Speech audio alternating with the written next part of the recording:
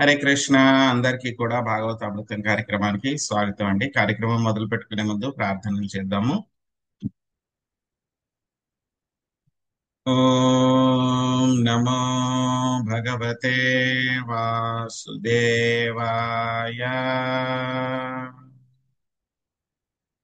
ఓం నమో భగవతే వాసుదేవాయ.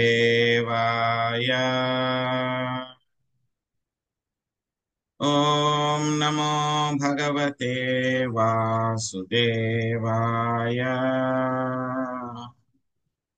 నారాయణం నమస్కృత్య నరం చైవ నరోత్తమం దేవీం సరస్వతిం వ్యాసం తతో జయముదీరయే. శృణ్వతాం స్వకదా కృష్ణ పుణ్యశ్రవణ కీర్తన హృదయంతస్థో హి అభద్రాణి విధునోతి సురసతాం. నష్టప్రాయేషు అభద్రేషు నిత్యం భాగవత సేవయా భగవతే ఉత్తమ శ్లోకే భక్తిర్భవతి నైష్టకే. ఓం అజ్ఞానతిమిరాంధస్య జ్ఞానాంజనాశలాకయా చక్షురున్మిళితం యేన తస్మై శ్రీ గురవే నమః. శ్రీచైతన్యమనోభీష్టం స్థాపితం యేన భూతలే స్వయం రూపా కదా మహ్యం దదాతి స్వపదాంతికం. వందేహం శ్రీగురో శ్రీయుతాపదకమలం శ్రీగురున్ వైష్ణవాంశ శ్రీరూపం సాగ్రజాతం సహగణా రఘునాథాన్వితం తాం సజీవం సాద్వైతం సావధూతం పరిజనా సహితం కృష్ణ చైతన్య దేవం శ్రీరాధా కృష్ణ పాదాన్ సహగణా లలిత శ్రీ విశాఖాన్వితాంశ. హే కృష్ణ కరుణా సింధో దీనబంధో జగత్పతే గోపేశ గోపికా కాంత రాధా కాంత నమోస్తుతే. తప్త కాంచన గౌరాంగి రాధే వృందావనేశ్వరి వృషాభానుసుతే దేవి ప్రణమామి హరిప్రియే. వాంఛాకల్పతరుభ్యశ్చ కృపా సింధుభ్య ఏవ చ పతితానాం పావనేభ్యో వైష్ణవేభ్యో నమో నమః. జయ శ్రీ కృష్ణ చైతన్య ప్రభు నిత్యానంద శ్రీ అద్వైత గదాధర శ్రీవాసాది గౌర భక్త వృంద. హరే కృష్ణ కృష్ణ కృష్ణ హరే హరే హరే రామ రామ రామ రామ హరే హరే.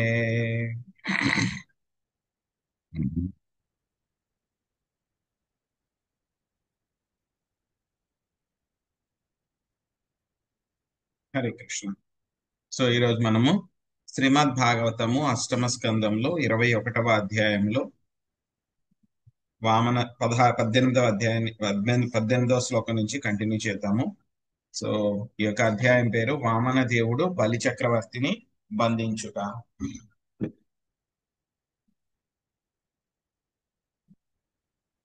అన్యమానాన్ స్వకాన్ దృష్ట్వా పురుషాను చరైర్బలి వారయామాస సంరబ్ధాన్ కావ్యశాపామనుస్మరన్.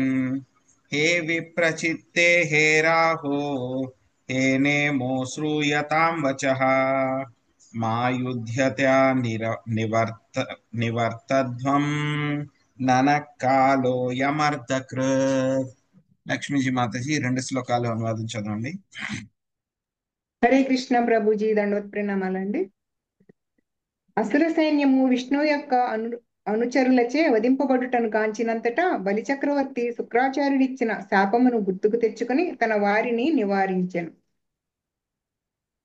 19వ శ్లోకం.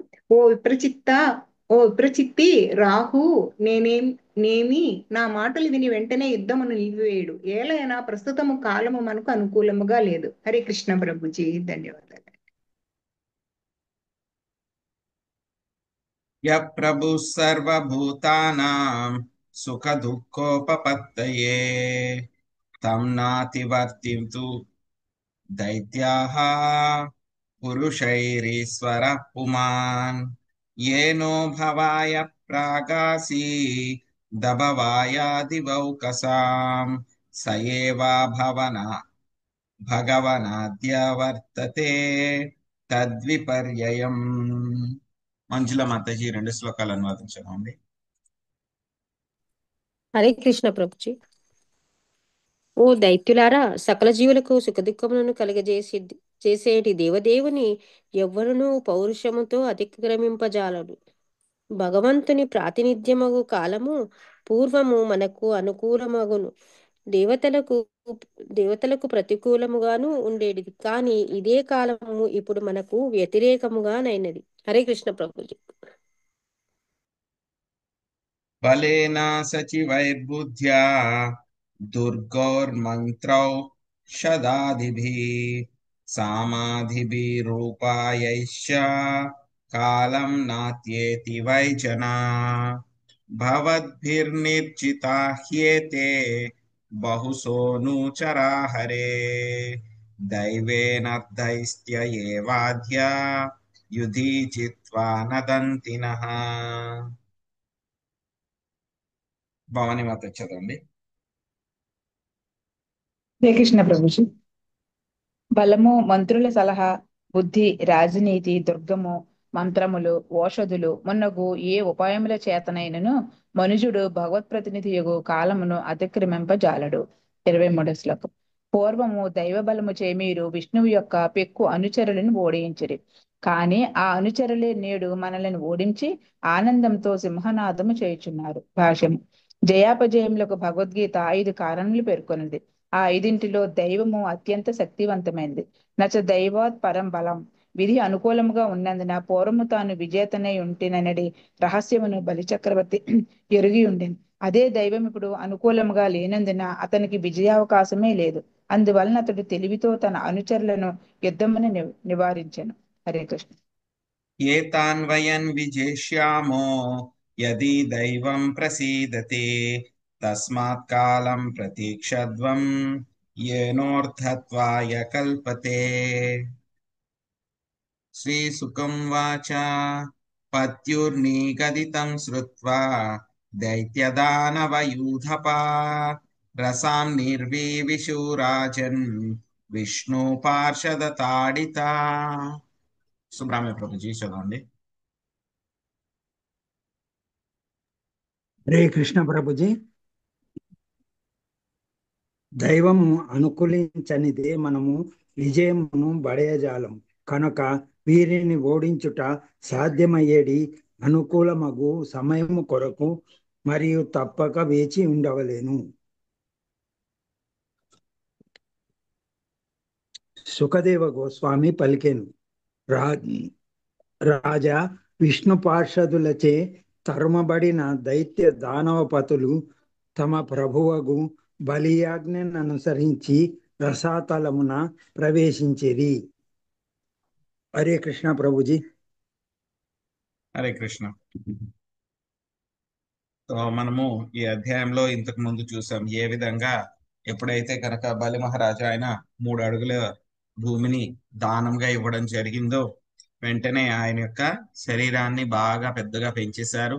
సో 1 అడుగుతోటి ఆయన మొత్తం కింద లోకాల వరకు కవర్ చేశారు. సో ఇంకొక అడుగుతోటి మొత్తము పైన ఉన్నటువంటి ఆ యొక్క విశ్వపు యొక్క అంచుల వరకు కూడా వెళ్ళిపోయారు. అంచులు దాటుకుని వెళ్ళిన తర్వాత ఆయన యొక్క పాదపు గోరుల నుంచి ఏమైంది, గంగ ఆవిర్భవించడం జరిగిందనమాట. సో ఆ తర్వాత మళ్ళీ బ్రహ్మదేవుడు ఆయన యొక్క సాధారణ రూపానికి వచ్చేసారు. వచ్చేసిన తర్వాత అందరూ కూడా ఏం చేశారు, వామన దేవుణ్ణి అందరూ కూడా అర్చించారు. సో జాంబవంతుడు కూడా ఆయన ఏం చేశారు, మొత్తం ఆయన వామన దేవుడి కోసం అని చెప్పేసి ఆయన అన్ని వైపులా కూడా ఆయన ఆ యొక్క మోగించడం జరిగిందనమాట. విజయదుందుబి మోగించడం జరిగిందనమాట. సో ఇవన్నీ చూసిన తర్వాత అక్కడే ఉన్నటువంటి దానవ వీరులు అందరూ కూడా ఉన్నారు కదా. సో వాళ్ళందరికీ చాలా కోపం వచ్చేసింది, బాగా కోపం వచ్చేసిన తర్వాత అసలు ఈ వామనుడు బ్రాహ్మణుడే కాదు, విష్ణువు. సో మనల్ని ఇంతకు ముందు కూడా ఆయన మోసం చేశాడు మోహిని రూపంలో వచ్చి, ఇప్పుడు మళ్ళీ ఇంకొకసారి వచ్చి మళ్ళీ ఈ విధంగా మోసం చేశారు అని చెప్పేసి ఆయన మీదకి అటాక్ చేస్తారన్నమాట.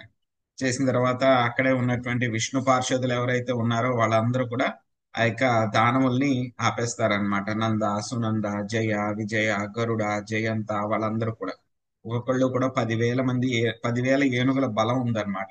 వాళ్ళు ఏం చేశారు, మొత్తం ఈ యొక్క రాక్షసులందరినీ కూడా సంహరించడం మొదలు పెట్టేశారు అనమాట. అప్పుడు బలి మహారాజ్ చూశారనమాట. చూసి వాళ్ళ యొక్క సైన్యానికి ఆయన ఆపేశారనమాట. సో ఆపేసి మీరు అనవసరంగా యుద్ధం చేయకండి ఇప్పుడు వీళ్ళతోటి. సో యుద్ధంలో విజయం సాధించాలి అని అంటే కనుక ఏం కావాలి మనకి, ఆ యొక్క భగవంతుడి యొక్క కృప కావాలి. ఇంకేం కావాలి మనకి, ఆ యొక్క సమయం మనకి అనుకూలించాలి. ఇంతకు ముందు మనకి సమయం అనుకూలించింది కాబట్టి మనము దేవతల మీద విజయం సాధించాం మనం అంతా కూడా పూర్తిగా. కానీ అదే సమయం ఇప్పుడు ఏమైపోయింది, మనకి అగైనెస్ట్ అయిపోయింది. కాబట్టి మనము ఎవరు కూడా ఆ యొక్క సమయం ముందు ఎవరు కూడా నిలబడలేరు. ఎంత శక్తివంతులు వారైనా సరే మంత్రాల ద్వారా కానీ, ఇక్కడ మనకి రకరకాలైనటువంటి విషయాలు మనకి చెప్పారు. ఇక్కడ ఏం చెప్పారు వీటి ద్వారా, బలము, మంత్రుల సలహా, బుద్ధి, రాజనీతి, దుర్గము, మంత్రములు, ఔషధులు, ఏ వేటి వల్ల కూడా మనము ఆ యొక్క కాలాన్ని అధిగమించలేము. సో సమయం అనేటువంటిది ద అల్టిమేట్ డిస్ట్రాయర్. ఎవరు కూడా దాని ముందు ఎవరు కూడా నిలబడలేరు అన్నమాట. ఎంతటి శక్తివంతులైనా సరే, ఎంతో పెద్ద పెద్ద రాజ్యాలు, ఎంతో బలవంతమైనటువంటి రాజులందరూ కూడా ఏమయ్యారు, కాల ప్రభావము, కాలం అయిపోయిన వెంటనే ఏమైపోయింది, వాళ్ళందరూ కూడా నశించిపోయారు అనమాట. సో ఆ విధంగా అందరికీ కూడా చెప్పి ఆ యొక్క దానవ వీరులందరినీ కూడా ఆయన ఆపేశారనమాట. మీరు అనవసరంగా యుద్ధం చేయొద్దు వాళ్ళతోటి, ఇప్పుడు మనకి సమయం అనుకూలించట్లేదు కాబట్టి మళ్ళీ మనకి సమయం అనుకూలించే వరకు కూడా మనం వేచి ఉండాల్సిందే అని చెప్పేసి, మీరు ఉండండి, అందరూ ఆగండి అని చెప్తే గనక అప్పుడు వాళ్ళందరూ కూడా ఏం చేశారు, ఇంకా ఆ యుద్ధాన్ని ఆపేసి దానవ వీరులందరూ కూడా బలి మహారాజ్ చెప్పినట్లు వాళ్ళందరూ కూడా రసాతలానికి వాళ్ళందరూ కూడా వెళ్ళిపోయారు అనమాట.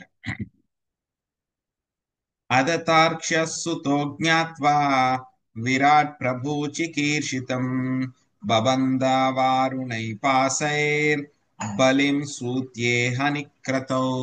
లక్ష్మీ శ్రీనివాసులు మాత్రం చదవండి. హరే కృష్ణ ప్రభుజీ, దండవత్ ప్రణామాలు.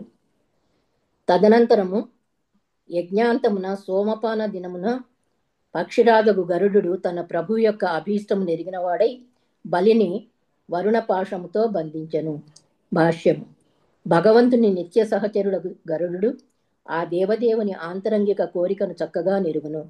బలిచక్రవర్తి యొక్క సహనము, భక్తి నిస్సందేహముగా శ్రేష్టమైనవి.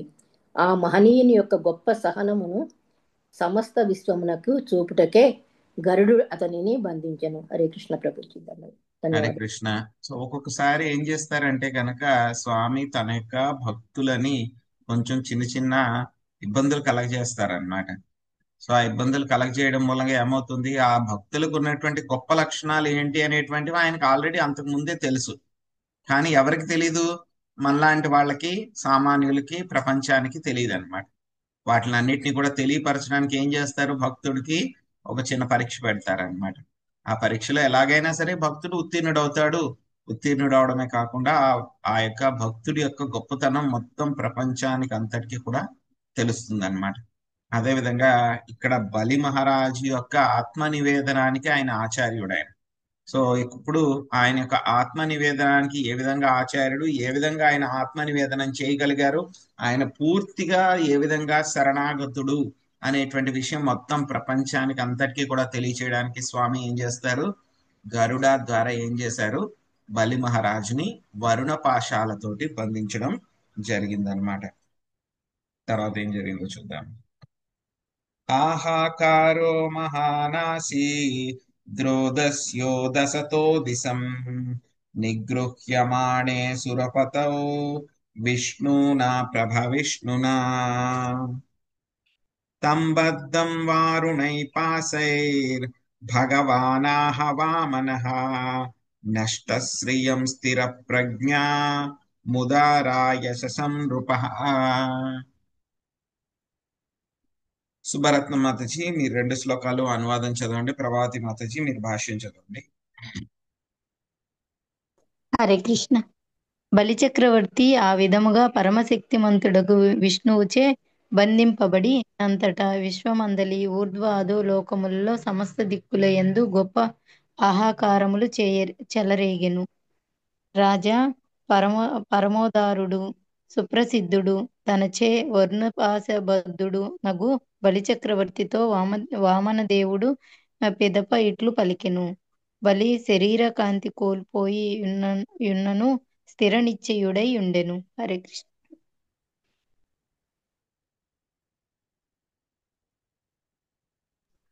హరే కృష్ణ ప్రభుజీ. భాష్యము. సంపత్తులను కోల్పోయినప్పుడు ఎవడైనను నిక్కముగా దేహకాంతి సన్నగిల్లిన వాడగును. కానీ బలిచక్రవర్తి సమస్తమును కోల్పోయినప్పటికీ దేవదేవుడకు వామనుని సంతృప్తి పరపవలనని స్థిర నిశ్చయుడై ఉండెను. భగవద్గీత యందు అట్టి వ్యక్తి స్థితప్రజ్ఞుడని పిలువబడును.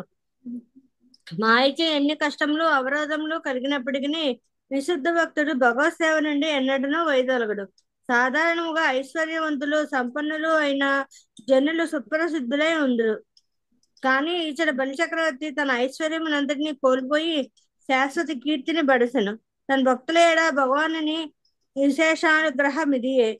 యస్యాహ మనుగృష్టామి హరిష్యే తద్దనం స్నేహ అని భగవానుడు పలికి ఉండెను. తన ప్రత్యేకానుగ్రహముగా భగవానుడు తొలుత భక్తుని సంపత్తులన్నింటినీ హరించును. కానీ భక్తుడట్టి నష్టం చే ఎన్నడనూ కలత చెందగా తన సేవా కార్యమును కొనసాగించును. అప్పుడు భగవానుడు సామాన్యుడు ఊహింపజాలంతగా ఆ భక్తునికి వరములను నొసగును. హరే కృష్ణ. పదాని త్రీణి దత్తాని భూమిర్మహ్యం త్వయాసురా ద్వాభ్యాం క్రాంతామహి సర్వా తృతీయాముపకల్పయ యావత్తపత్యసౌ గోభిః యావద్దిందు సహోడుభిః యావద్వర్షతి పర్జన్యా స్థావతి భూరియం తవ. లక్ష్మీ శ్రీనివాసులు మాతో చదవండి.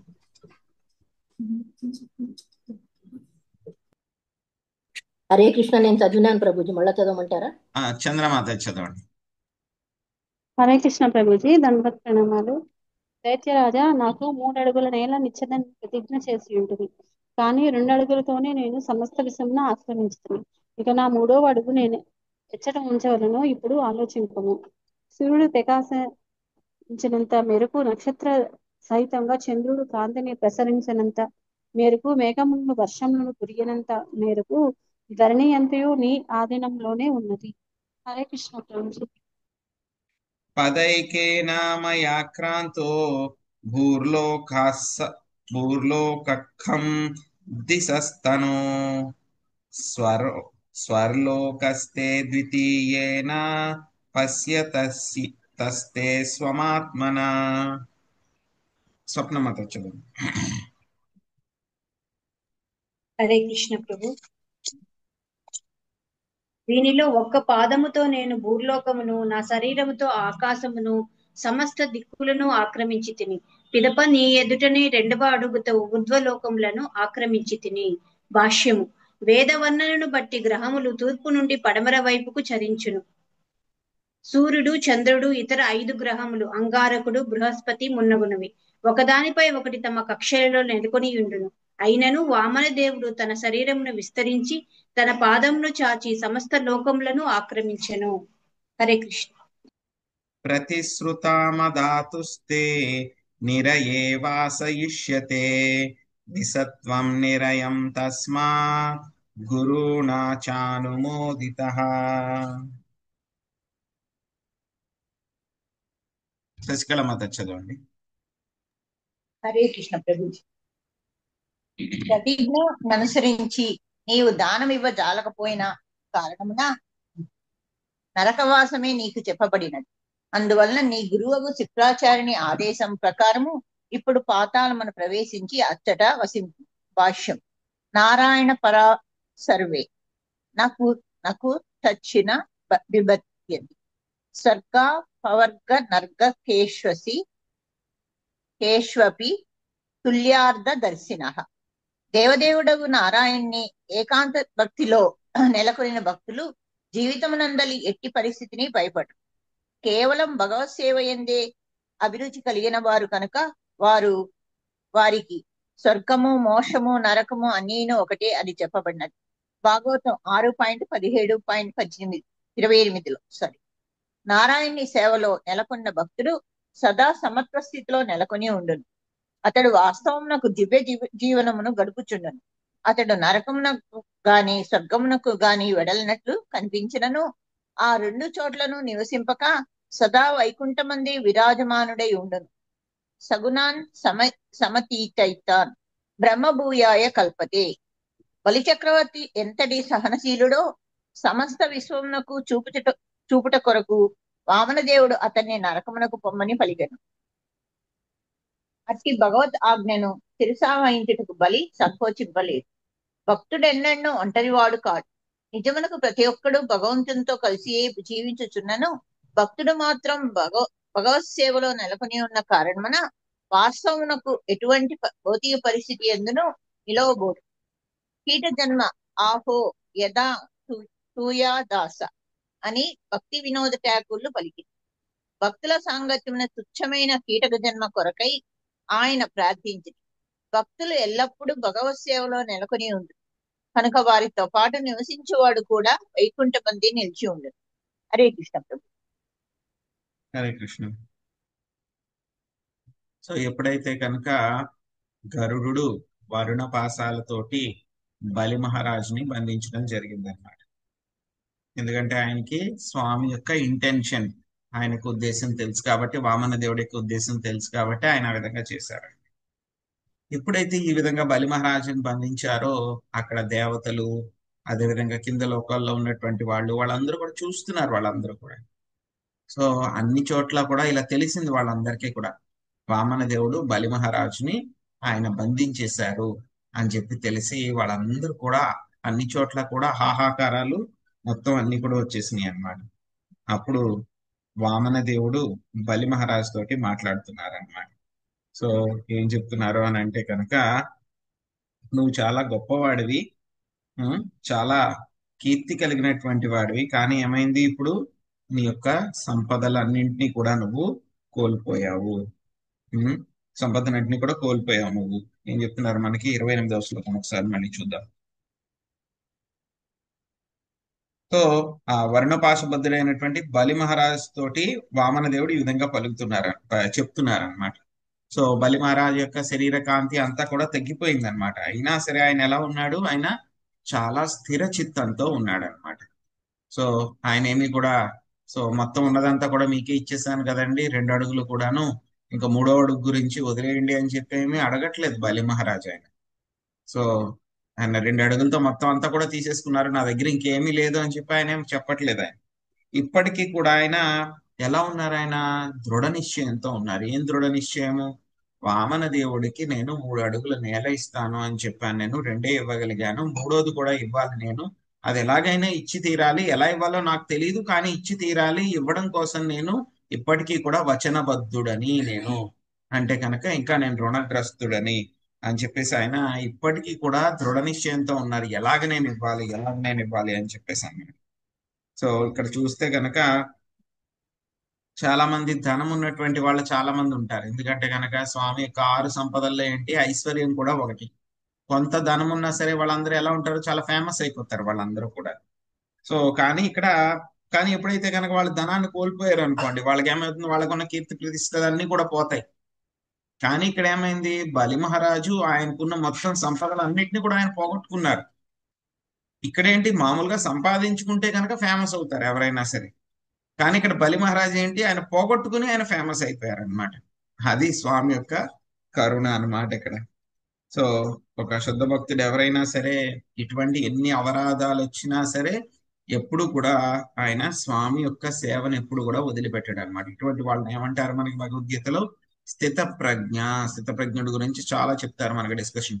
స్థితప్రజ్ఞుడు ఏం మాట్లాడతారు, ఆయన యొక్క ప్రవర్తన ఎలా ఉంటుంది అని చెప్పేసి మొత్తం ఆయన యొక్క నడవడిక ఎలా ఉంటుంది, సో ఆయన ఏం చేస్తారు ప్రతికూల పరిస్థితులు వస్తాయని చెప్పేసి మనకి అర్జునుడు ప్రశ్నించిన తర్వాత స్వామి వాటిలన్నిటికీ కూడా భగవద్గీతలో సమాధానం ఇచ్చారు. సో అదే విధంగా ఇక్కడ ఈయన స్థితప్రజ్ఞుడిలాగా వామన దేవుడికి నేను ఇచ్చినటువంటి వాగ్దానం ఎట్టి పరిస్థితుల్లో అయినా సరే పూర్తి చేయాలి అనేటువంటి ఉద్దేశంతో బలి మహారాజు ఉన్నారనమాట. సో ఎప్పుడైనా సరే స్వామి ఎవరి మీదైనా సరే స్పెషల్ మెర్సీ కరుణ చూపించాలంటే కనుక ఏం చేస్తారు, ఆయన వాళ్ళ దగ్గర ఉన్నటువంటి సంపదలన్నింటిని లాగేసుకుంటారనమాట. లాగేసుకుంటే కనుక వాళ్ళకి ఏమీ ఆధారం ఉండదు కాబట్టి మొత్తం పూర్తిగా భగవంతుడి మీదే వాళ్ళు పూర్తిగా ఆధారపడతారు కాబట్టి ఆయన శరణాగతులు అయిపోతారనమాట. సో అప్పుడు మళ్ళీ వామన దేవుడు అడుగుతున్నారనమాట, ఏమడిగారు? సో నేను 2 అడుగులతోనే మొత్తం అన్ని కూడా నీ దగ్గర ఉన్నటువంటి ఆస్తులు సంపదలు అన్ని కూడా కవర్ చేసేసాను, ఇంకా 3వ అడుగు సంగతి ఏంటి? 3వ అడుగు నువ్వు దానం ఇవ్వలేకపోయావు కాబట్టి, అంటే ప్రతిజ్ఞ నువ్వు తప్పావు కాబట్టి ఎక్కడికి వెళ్ళాలి? నువ్వు నరకానికే వెళ్లాల్సి ఉంటుంది. సో ఇది మీ గురువు గారు ఇంతకుముందు శుక్రాచార్యుడు ఆల్రెడీ చెప్పారు, నువ్వు నరకానికి వెళ్ళిపోతావు అని చెప్పారు. సో కాబట్టి నువ్వు ఎప్పుడు వెళ్ళి నరకానికి వెళ్ళి అక్కడ నివసించు అని చెప్పేసి వామన దేవుడు బలి మహారాజుకి చెప్పారనమాట. సో ఇక్కడ మనకి భాష్యంలో ప్రభుపాదుల వారు చెప్తున్నారనమాట. సో ఈ యొక్క శ్లోకం ఎక్కడ వస్తుంది మనకి? 6వ అధ్యాయము 6వ స్కందం 17వ అధ్యాయం 28వ శ్లోకం. ఎప్పుడైతే కనుక చిత్రకేతు మహారాజు గంధర్వుడి కింద ఆయన ఉన్నప్పుడు, సో పార్వతీదేవి ఆయనకి శాపం ఇస్తుంది అనమాట, నువ్వు దానవుడి కింద అయిపో అని చెప్పి శాపం ఇస్తుంది. అయినా సరే ఆయన శాపం ఇచ్చినా సరే ఏం పట్టించుకోడు ఆయన, ఓకే అని చెప్పేసి ఆయన తన భక్తిలో ఓకే లెట్ ఇట్ బి అని చెప్పేసి ఆయన వదిలేసి వెళ్ళిపోతారు. వెళ్ళిపోయిన తర్వాత అప్పుడు పార్వతీదేవికి చెప్తారనమాట, శివుడు లార్డ్ శివ చెప్తారనమాట. సో ఏం చెప్తారు? అప్పుడు ఈ శ్లోకం వస్తుంది అనమాట మనకి.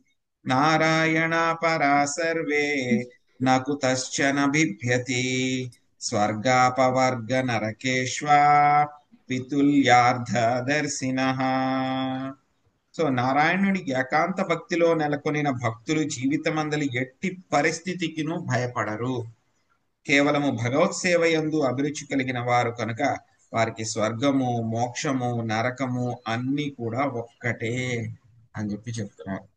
సో మనకి ఈ యొక్క స్థాయికి మనం చేరుకున్నామా లేదా అంటే గనక ఒకటి అన్నమాట మనకి. ఎందుకంటే గనక మనం ప్రతి క్షణము కూడా ఏదో ఒక విషయానికి భయపడుతూ ఉంటాం. మనం రేపొద్దున ఏమైపోతుందో లేదో, రేపొద్దున ఆఫీస్కి వెళ్తే ఏమవుతుందో, లేకపోతే బయటికి వెళ్తే ఏమవుతుందో, లేకపోతే మనకి ఇష్టమైన వాళ్ళు బయటికి వెళ్తే కనుక ఏమవుతుందో, సో ఏదో వ్యాపారం ఏదో చేస్తుంటే కనుక ఆ వ్యాపారానికి ఏమైపోతుందో, నా ఆరోగ్యం ఏమైపోతుందో అని చెప్పేసి ప్రతి అడుగు ప్రతి క్షణము కూడా ఏంటి, ఈ యొక్క భౌతిక ప్రపంచంలో సమస్యలన్నీ కూడా ఉంటాయి.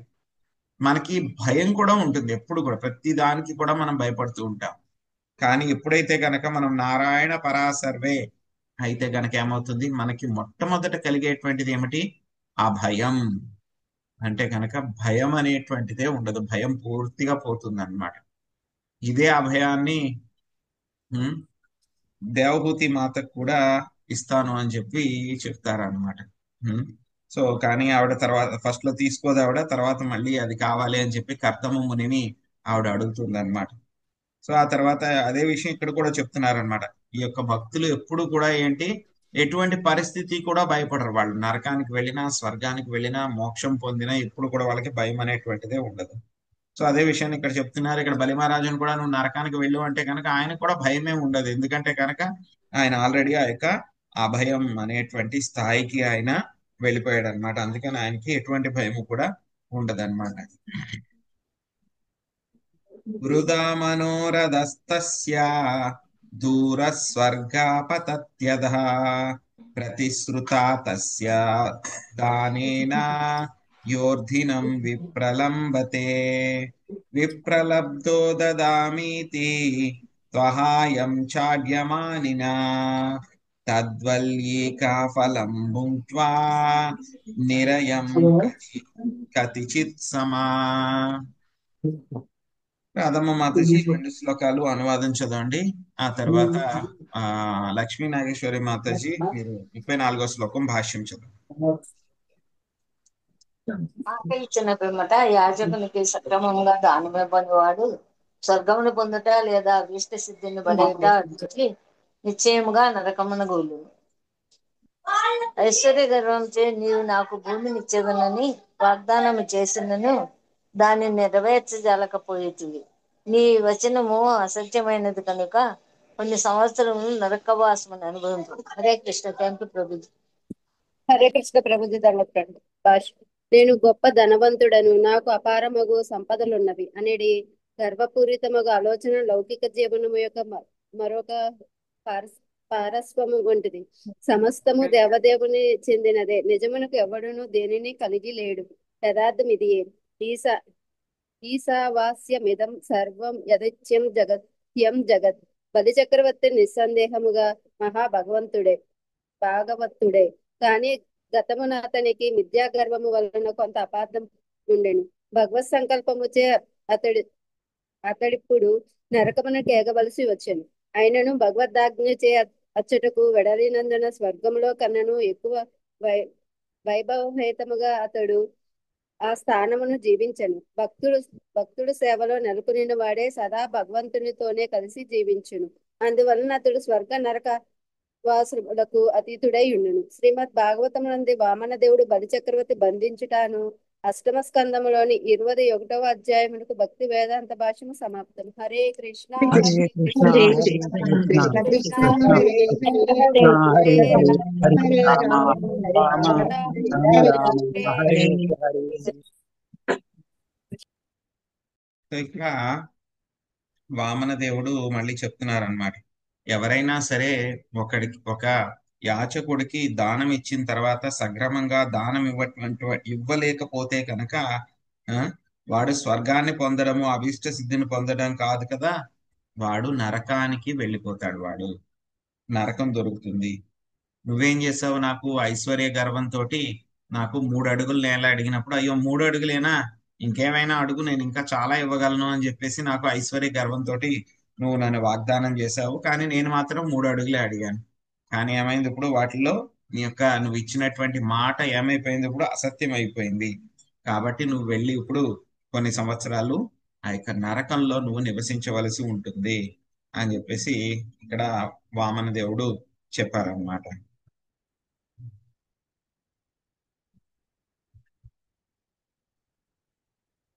సో ఈ విధంగా చెప్పిన తర్వాత మళ్ళీ ఏం జరుగుతుంది? సో వామన దేవుడి బలి మహారాజు పక్షాన్ని కూడా ఇదేంటంటే ఒక కోర్టు లాగా జరుగుతుంది ఇదంతా కూడా. సో అప్పుడు మళ్ళీ కొంతమంది వచ్చి బలి మహారాజు పక్షాన కొంతమంది వాదిస్తారనమాట. సో ఏం వాదిస్తారు అని చెప్పేసి ఆ విషయం మనము వచ్చే అధ్యాయంలో తెలుసుకుందాము.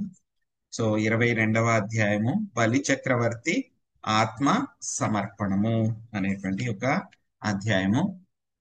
సో లక్ష్మీ పార్వతి మాతజీ మీరు మొదటి 2 పారాగ్రాఫ్స్ చదవండి. తర్వాత శుభరత్న మాతజీ 3వ పారాగ్రాఫ్.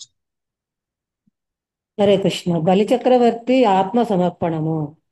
ఈ 22వ అధ్యాయం యొక్క సారాంశము ఇట్లున్నది. బలి చక్రవర్తి నడవడి పట్ల భగవానుడు ప్రసన్నుడై అతనిని సుతల లోకమున ఉంచెను. పరముల నొసగిన పిమ్మట ఆ దేవదేవుడు అతని ద్వారపాలుడగుటకు సమ్మతించెను. బలి చక్రవర్తి పరమ సత్యవంతుడు. తన వాగ్దానమును నిలబెట్టుకొన జాలనందున అతడు మిగుల భీతిల్లెను.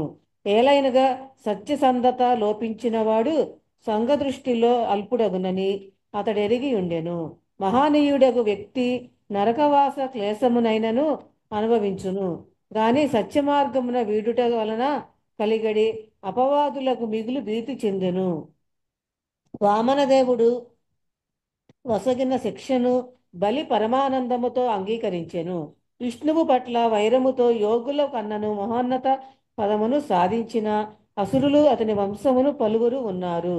ముఖ్యముగా భక్తి యోగమును భక్త ప్రహ్లాదుని స్థిర నిశ్చయమును అతడు గుర్తు తెచ్చుకొనెను. ఈ విషయముల అన్నిటినీ ఆలోచించిన వాడై అతడు విష్ణువు యొక్క 3వ పాదము నుంచుటకై తన శిరమును వసగ నిశ్చయించుకొనెను.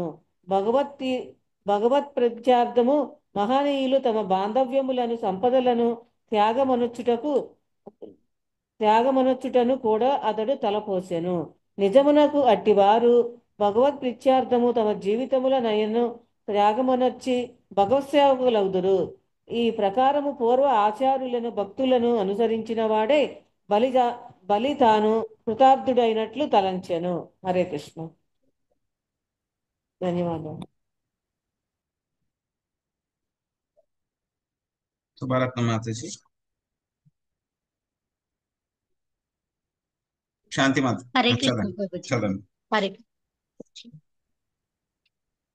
వరుణపాశుబద్ధుడైన బలిచక్రవర్తి భగవంతుని స్తుతించినప్పుడు అతని పితామహుడగు ప్రహ్లాదుడు అచ్చటకు ఏతించి ఆ దేవదేవుడు ఏ విధముగా కపటముతో సమస్తైశ్వర్యములను హరించిన వాడై బలిని ఉద్ధరించినో వర్ణించెను. ప్రహ్లాదుని సన్నిధిలోనే బ్రహ్మదేవుడు బలిచక్రవర్తి పత్నియగు వింధ్యావళి వామనదేవుని శ్రేష్టత్వమును వర్ణించిరి.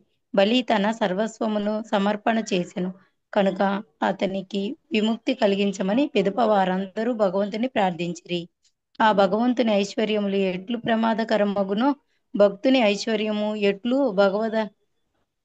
భగవద్ వరదాయకమై ఉండునో భగవానుడు పిమ్మట వివరించెను. బలి పట్ల మిగులు ప్రసన్నుడైన ఆ దేవదేవుడు రక్షణార్థం సుదర్శన చక్రమును అతని కొసగి వెంట నుండెదనని వాగ్దానము చేసెను. హరే కృష్ణ.